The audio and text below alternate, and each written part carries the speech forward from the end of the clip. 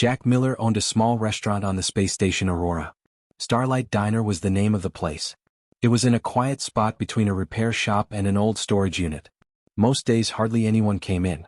Customers went to the big, fancy restaurants on the main level. Jack's small diner? People forgot it was there. Jack was 42 years old. His eyes were kind, and when he smiled, the corners of his eyes crinkled. He didn't smile much anymore. He lost his wife and daughter in a shuttle accident 5 years ago. The only thing that kept him going was cooking. He put his whole heart into every meal he made, even when no one was there to eat it. It was Tuesday night late. The station's fake lights were getting dimmer to make the night cycle. Jack was cleaning the counter and getting ready to close. He had earned about 20 credits all day. Not enough to keep the lights on. He sighed and looked out the small window at Earth, which looked like a blue and white marble hanging in the distance. That's when he heard the door open with a soft sound. Jack turned around and stopped. 3 little people stood in the door. They weren't people. Of course, Jack had seen aliens before. Different species have come to human space stations from time to time since the first contact 10 years ago. But he had never seen these ones before. They were kids. At the very least, they looked like kids. They were about 3 feet tall and had thin, fragile bodies. The pale silver color of their skin made it look like it was glowing in the dark. Their big, dark blue eyes took up half of their faces. There were small, antenna-like things on top of their heads that moved slowly. Their gray clothes were plain and looked old and dirty. The smallest one was shaking. He or she couldn't have been more than 4 years old in human years. She held on to a little stuffed animal that looked like a mix between a bird and a rabbit. Jack's heart broke right away. They looked scared. "Hey there," Jack said softly, keeping his voice calm. He walked slowly toward them and squatted down to their level. "It's fine. You're safe here." The tallest child, a girl, came forward. She wore a small translation device around her neck on a chain.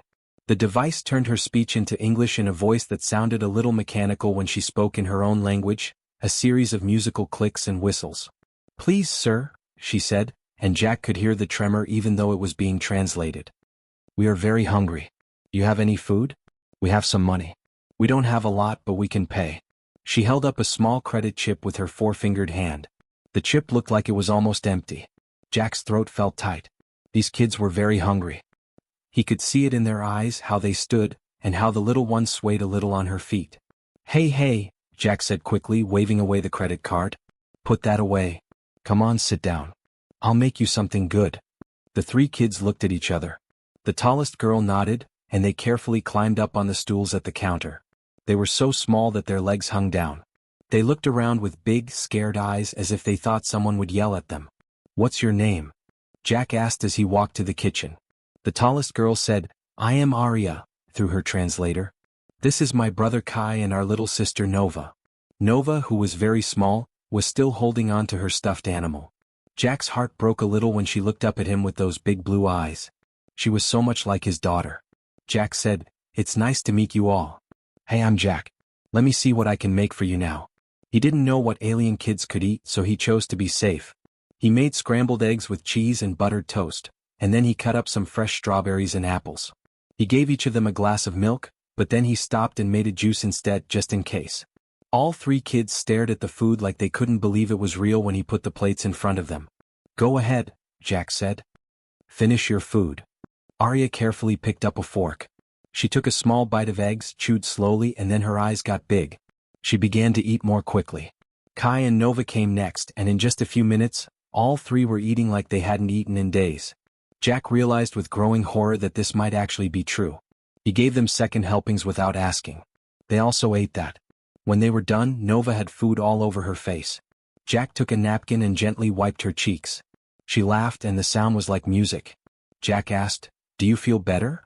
All 3 of them nodded excitedly. "Okay," Jack said. He leaned against the counter and looked at them closely. "So, where are your parents? Do your parents know you're here?" The kids' faces fell.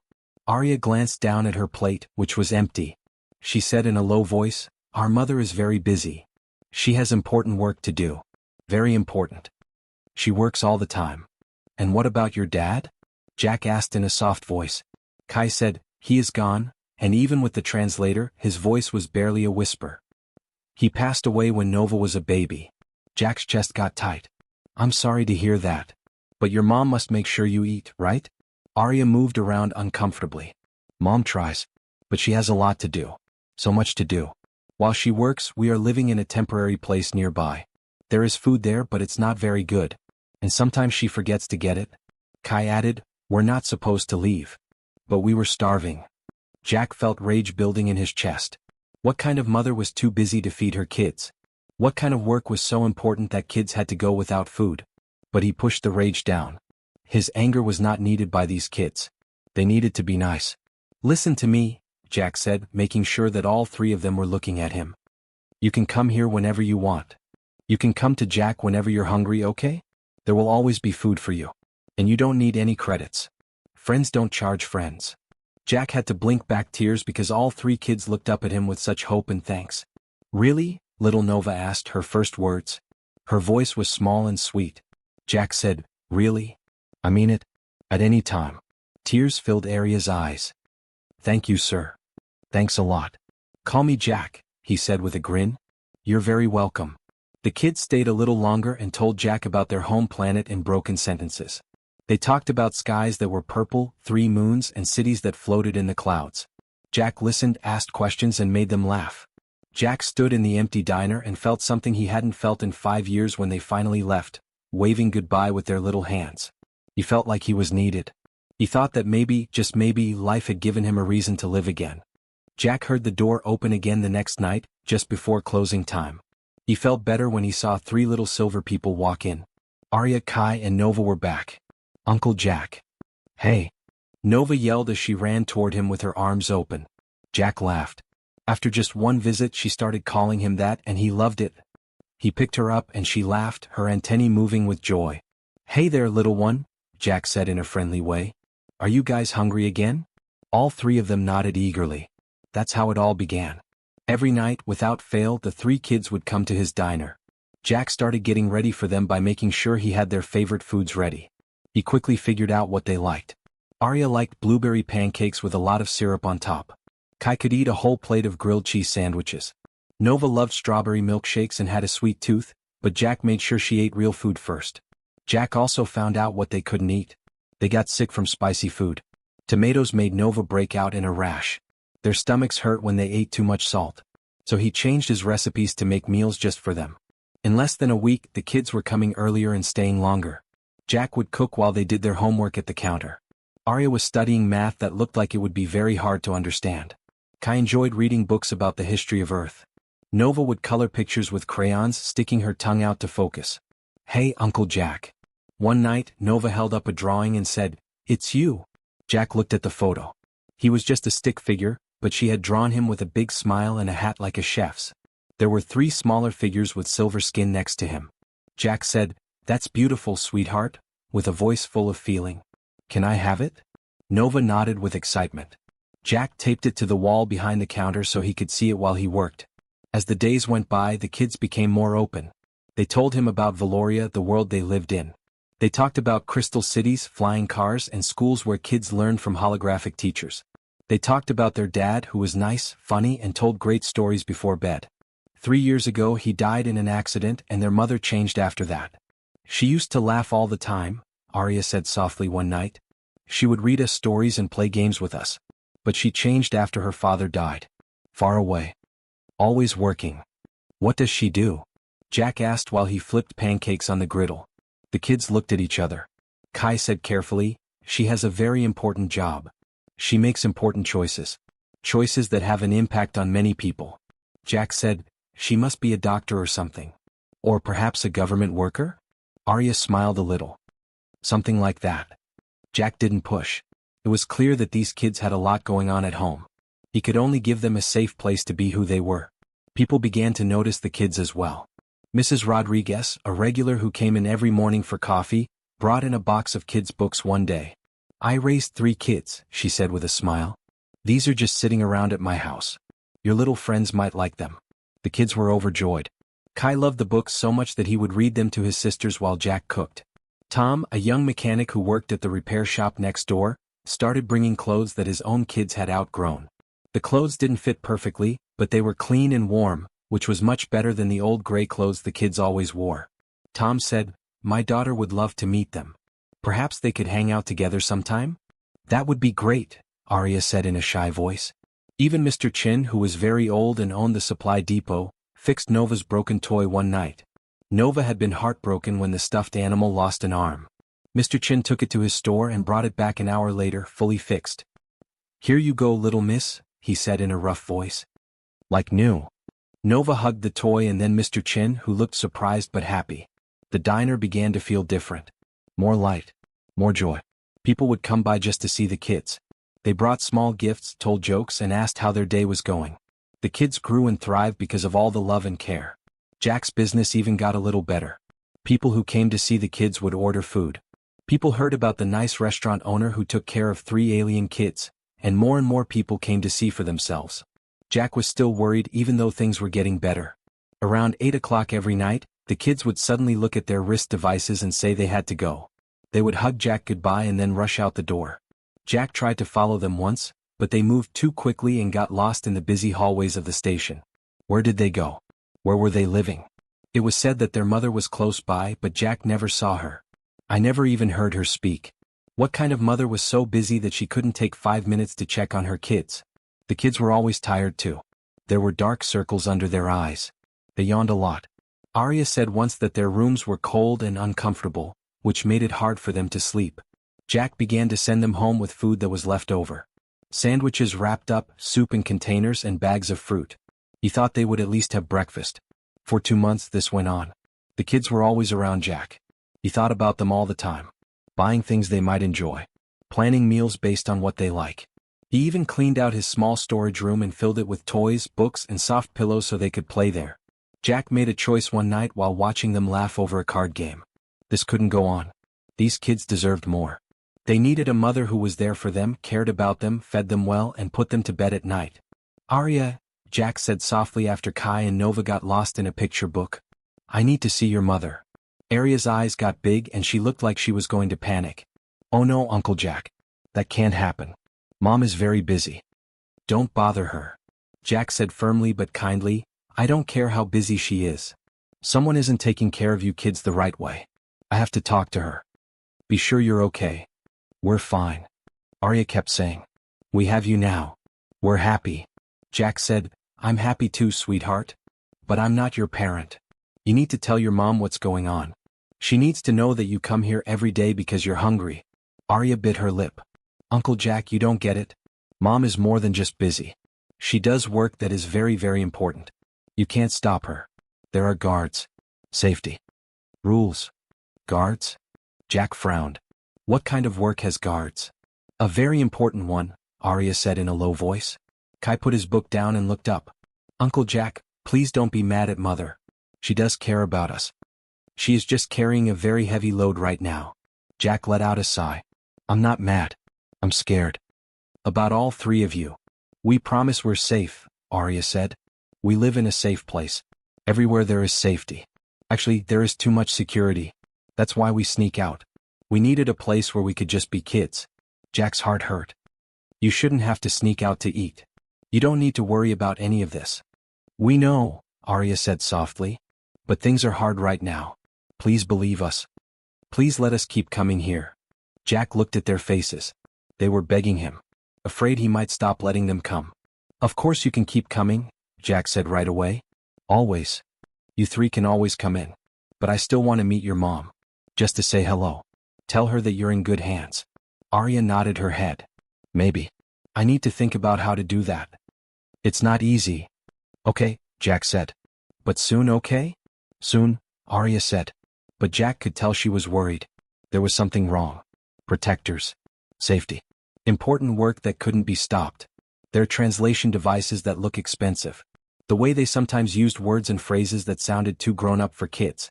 What kind of kids were these? And what was their mom really doing? Jack was going to find out no matter what. Jack woke up to alarms going off all over the space station. He sat up in bed, his heart racing. Emergency alarms only went off when there was a real threat. Meteor hits. Holes in the hull. Attacks. He rushed to his window and looked out into space. What he saw made his heart race.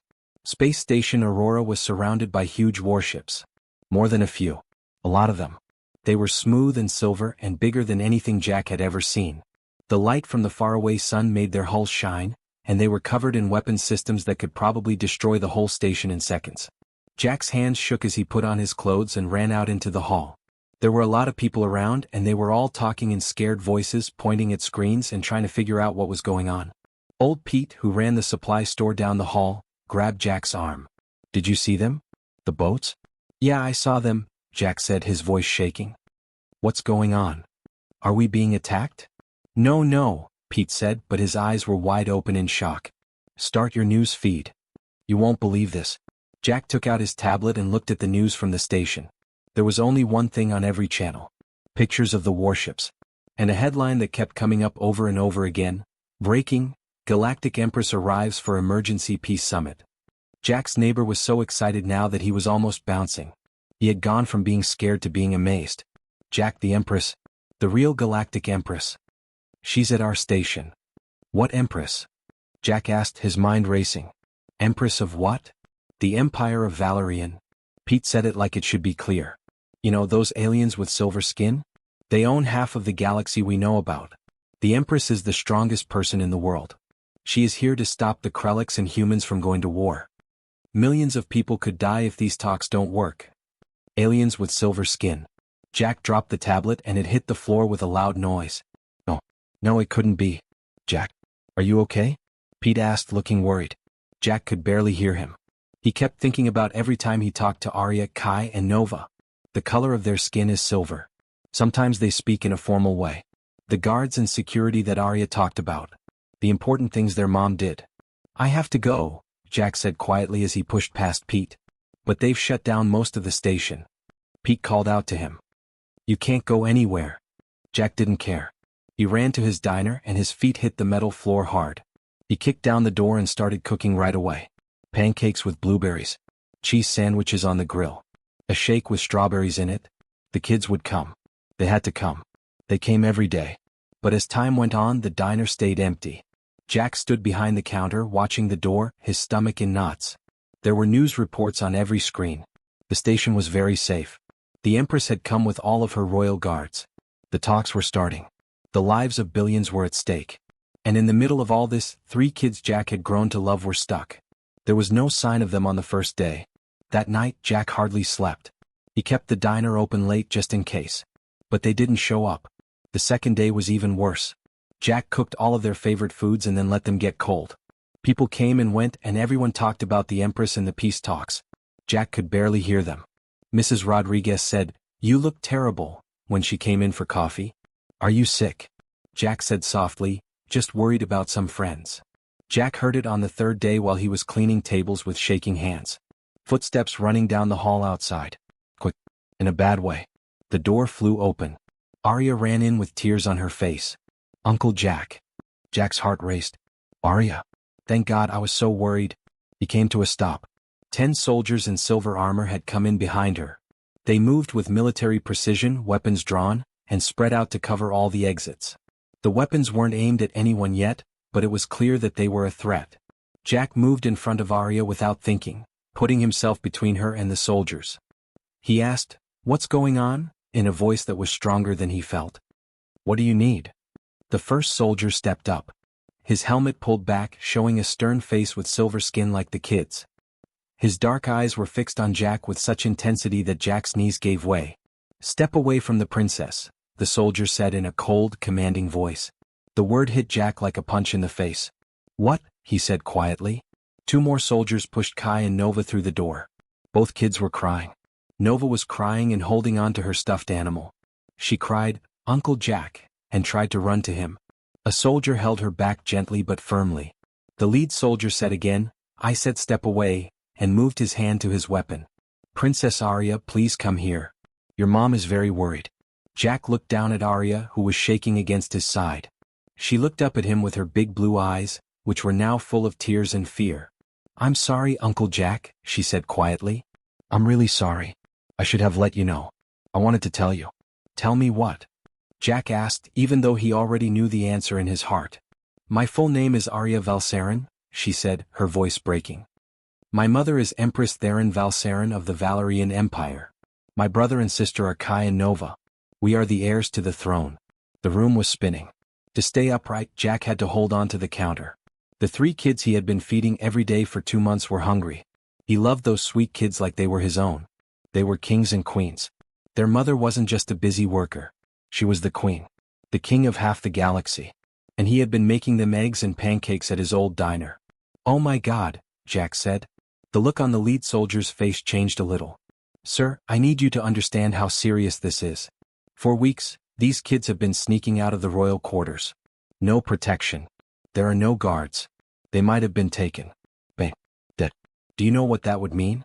The political mess it would make?" Jack said weakly. "They were just hungry. The Valerian throne belongs to them," the soldier said. "Their safety is very important. You have been keeping them without permission. Not having a security clearance. The Empress wants to see you right away." Jack felt his face turn pale. The Empress wanted to talk to him. The most powerful person in the galaxy wanted to meet the man who had been secretly feeding her kids. He was going to die. Or get arrested. Or both. "Don't hurt him, please." Arya yelled and turned away from Jack to face the soldiers. "Uncle Jack didn't know us. We didn't say anything to him. He was just being nice. He gave us food because we were hungry. It's not his fault."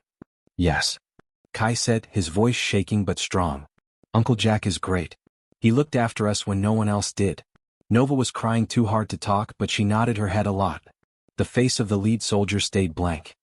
"The Empress will decide who is at fault. You need to come with us, sir." "No." Jack looked at the kids. At the tears on their faces. At the terror in their eyes. Not afraid of him. Worry about him.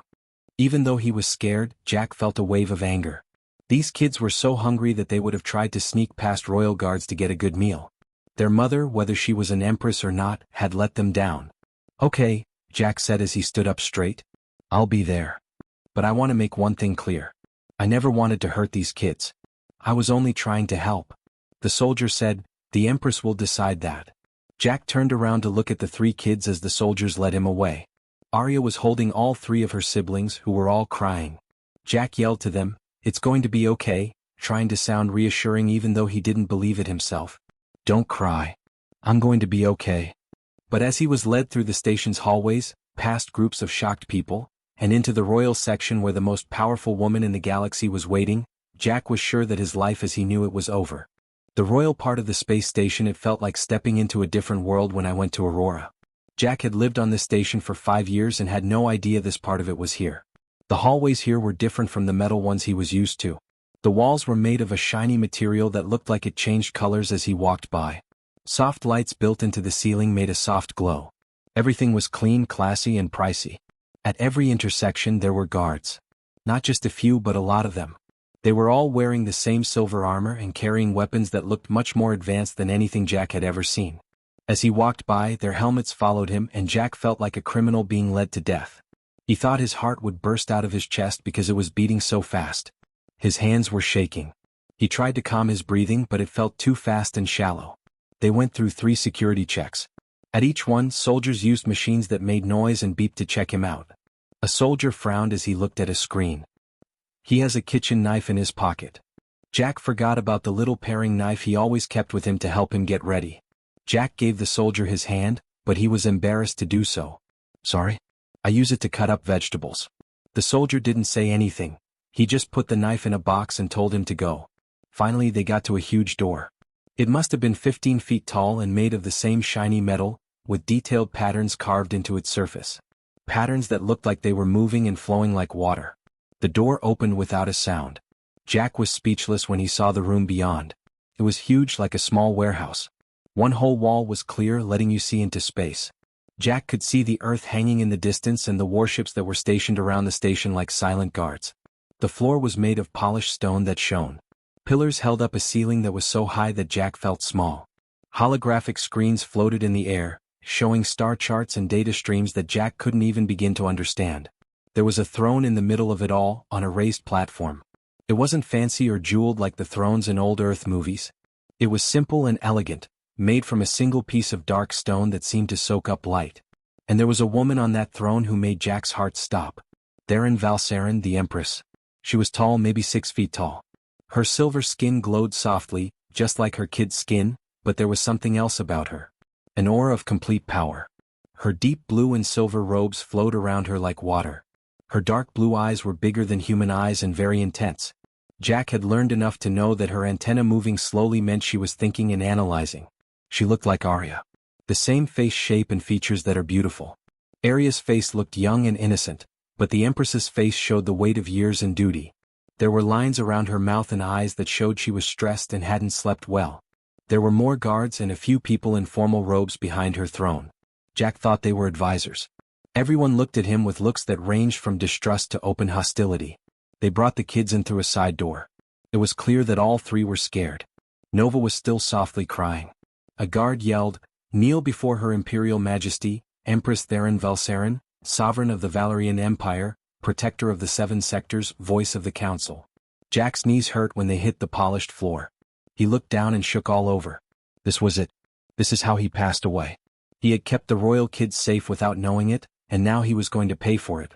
The silence lasted for what felt like hours, but it was probably only a few seconds. Jack could hear his heart beating in his ears. "Look at me," the Empress said. Her voice wasn't loud, but it had a lot of power. It was the voice of someone who was used to being obeyed without question. Jack slowly looked up. He couldn't tell what the Empress was thinking as she looked at him. Not really angry. Not really curiosity. Something in the middle. "You are Jack Miller," she said. Not a question. "Why, yes, Your Majesty," Jack stammered. "You own the Starlight Diner, which is a business." "Yes, Your Majesty. And you have been taking care of my kids for the last 2 months." Jack swallowed hard. "Yes, Your Majesty. But I promise I didn't know who they were. They came to my diner hungry and I just couldn't say no to hungry kids. Any child. I'm sorry. I'm really sorry." One of the advisors, a tall Valerian man with silver hair, stepped forward. "Your Majesty, this person has done something very bad to break the law. He kept the royal heirs in his house without permission, without checking their backgrounds, without." When the Empress raised one hand, the advisor stopped talking right away. She got up from her throne and started to walk down the platform steps. The big room echoed with every step. She moved in a way that was almost too graceful, as if she were floating instead of walking. Jack's instincts told him to look away and bow his head, but he couldn't. He couldn't move because of those dark blue eyes. She came to a stop about 10 feet from him. Jack could see up close that she looked tired even though she was powerful and in charge. There were dark rings around her eyes. Even though she held her shoulders straight, they looked like they were carrying an invisible weight. "My children," she said slowly, with each word carefully chosen, "have been sneaking away from the safest places on this station. They have gotten around trained royal guards, security systems, and rules that have been in place for hundreds of years. They put their own safety and the stability of the Empire at risk. Do you know what made them do this?" Jack could hardly talk because his throat was so dry. "No, Your Majesty.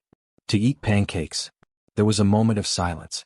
Then, unbelievably, Jack thought he heard the very smallest hint of something in her voice. Not quite funny but close to it.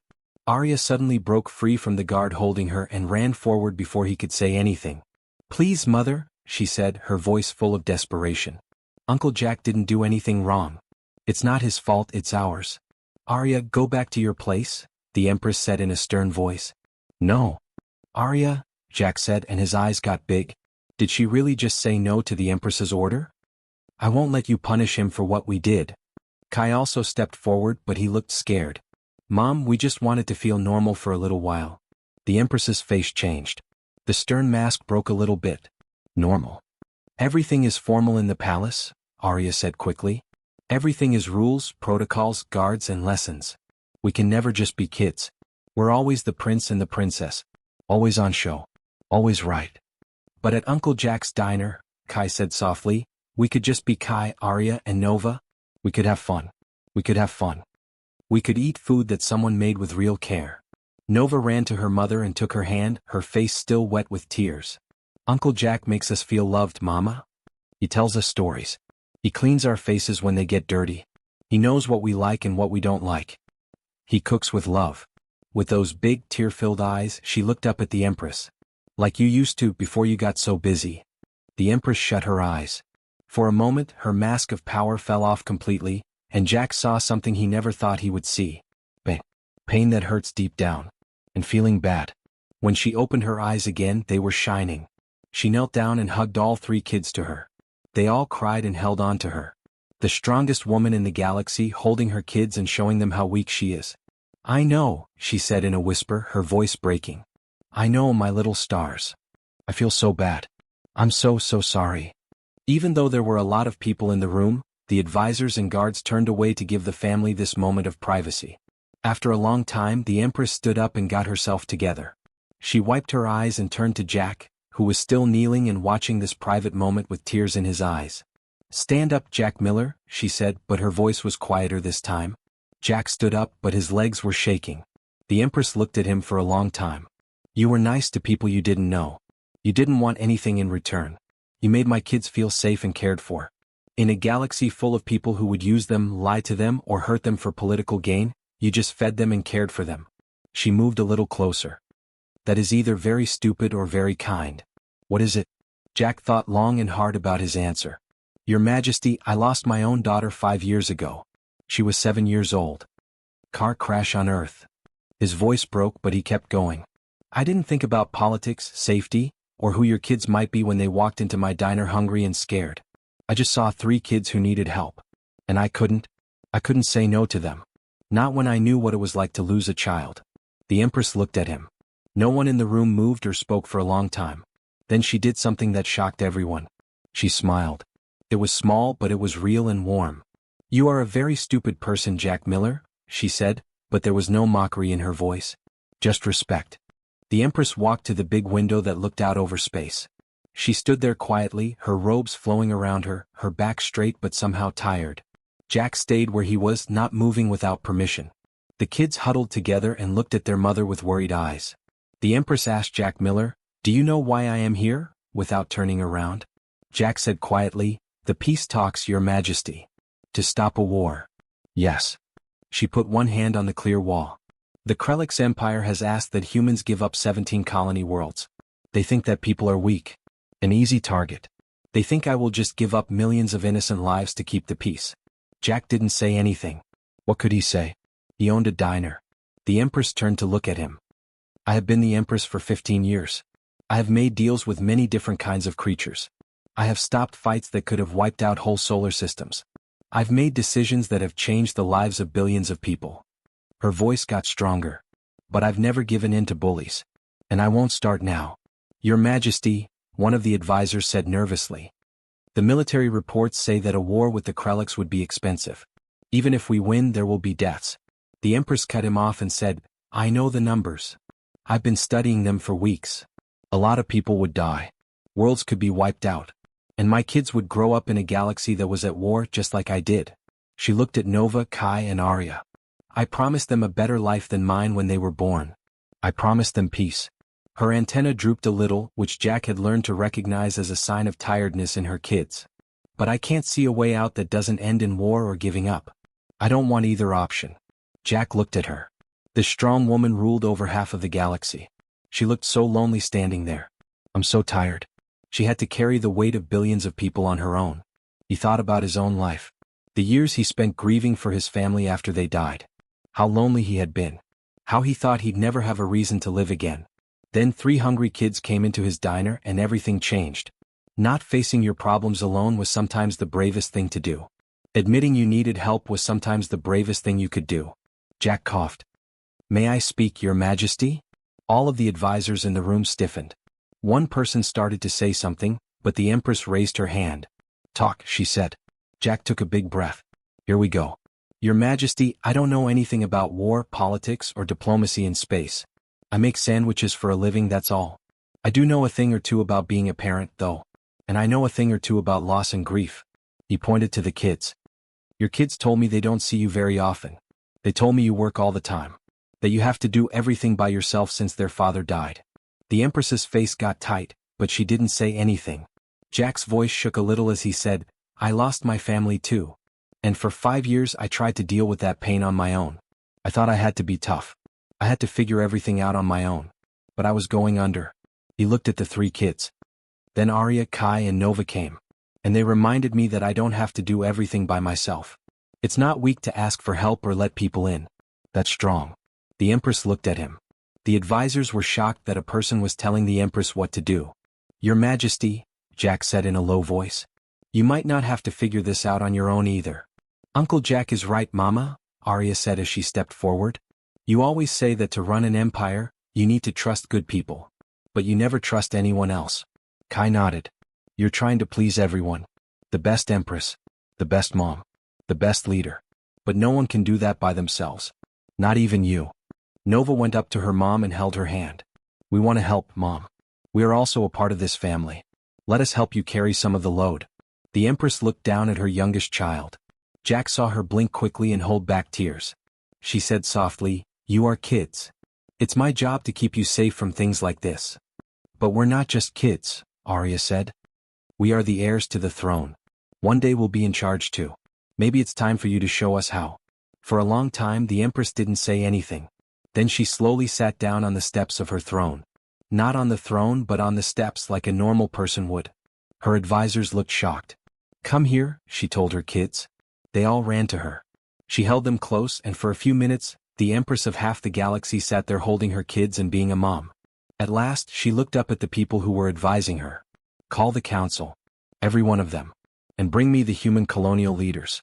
And yes, get in touch with the Krellix ambassador again." "Your Majesty?" the advisor with silver hair asked. "What do you have in mind?" "Something else," she said.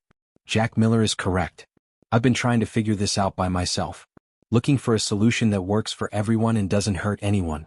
But maybe perfect isn't possible. Maybe we just need to be honest." Jack saw something amazing happen over the next few hours. The Empress didn't go away to make choices by herself. She called her advisors together. She brought the people who represented humans. She even brought her kids in so they could watch and give their opinions from time to time. And slowly a new plan began to take shape. Not giving up. Not war. Something else entirely. A group. A protection agreement that would allow human colonies to stay independent while still being protected by Valerian. In return, people would share their technology, especially their new ideas in farming and medicine. The Empress made the same offer to the Krellix, which was the bold part. They would share the land instead of fighting over it. Partnership instead of war. Cooperation instead of control. It was dangerous. Never before seen. An idea that could either change everything or go up in flames. But the Valerian Empire's full military power stood behind it, which made even the aggressive Krellix stop and think. During the talks, Jack was told to stay in the royal quarters. They said it was partly for safety reasons, but really it was because the kids wouldn't let him leave. The Empress surprisingly agreed with this. "You protected my kids when they needed it," she said to him. "At the very least, I can be polite to you." Jack stayed then. He made meals for the kids and, in secret, for the Empress as well. After the first meal, she said that his food was surprisingly excellent for someone with no formal training. He watched the talks happen on the holographic screens. Saw the Empress work with a level of focus and intensity that was amazing. But he also saw her stop working to eat lunch with her kids. Saw her laugh at Nova's jokes. Saw her put them to bed at night and read them stories. She was learning how to balance the two sides of her life. The Empress and the mom. On the third day something big happened. The Krellix said yes to the coalition. Not everyone was happy about it, but the promise of shared technology and safety was too good to pass up. There wouldn't be a war. Within hours the news spread to the whole galaxy. The Empress had done it again. Found peace when war seemed like the only option. But Jack knew what was really going on. The Empress wasn't the only one who did it. Her kids were the ones who reminded her that she didn't have to be perfect. Her advisors came up with ideas. The people who fought for their people were the humans. Everyone worked together. The best leaders knew when to ask for help, which was sometimes. The Empress called Jack to the throne room one last time the morning before the royal fleet was supposed to leave. This time the room wasn't as formal. Less guards. Less help. Only the Empress, her kids, and a few important officials. The Empress said, "Jack Miller," in a formal way, but her voice was friendlier than before. "For your help to the royal family and for the advice you gave this Empress, I now give you the title of Friend of the Empire. Valerian will protect you for the rest of your life. If you ever need anything in Valerian space, all you have to do is ask and it will be given to you." Jack bowed deeply, feeling too much. "Your Majesty, I don't deserve this honor. I just gave some kids who were hungry some food." "You did a lot more than that," she said. "But there's more. I am making a deal between the Valerian Diplomatic Corps and the Starlight Diner to trade. You will provide food to all of our embassies and diplomatic missions in this area. The pay will be very high." Jack's eyes got big. "Your Majesty, that's too much. I just can't." "You can and you will," she said with confidence. Then her voice got softer. My kids will really miss you. This seemed like a way to make sure they can see you often when we have work in this area. Jack could feel tears welling up in his eyes. I'll miss them too. More than I can say. The kids, who had been trying to stay calm and royal, suddenly lost it and ran to Jack. He knelt down and gave all three of them a big hug. Arya promised, "We'll come back all the time," her voice muffled against his shoulder. "Every time Mama has a meeting here," Kai said. Nova whispered, "I love you, Uncle Jack." Jack's voice broke as he said, "I love you too, sweetheart. All three of you. So much." When they finally let go, Jack looked up and saw the Empress standing close by. He couldn't quite figure out what she was thinking when she looked down at him. She said softly, so only he could hear, "You gave my kids something I had forgotten how to give them. You gave them your time, your focus, your care. You made them feel important not because of who they were, but because of who they are." She stopped for a moment and Jack saw her blink away tears. "You also gave me something I thought I had lost for good." "What's that, Your Highness?" Jack asked. "Hope," she said plainly. "Hope that there are still good people in this huge, complicated galaxy full of politics, power, and plans. People who do the right thing just because it's the right thing to do. People like you." She reached out her hand in a very human way to show respect. Jack took it, shook her hand, and felt the weight of history in that moment. "Thank you, Jack Miller," said the Empress. "For everything." The Starlight Diner looked completely different 6 months later. The space was still small, but it was always full now. People had heard about the restaurant that fed the royal heirs. People came from all over the world. Writers wrote articles. Business was doing very well. Jack got some help. Added more items to the menu. They even took over the space next door.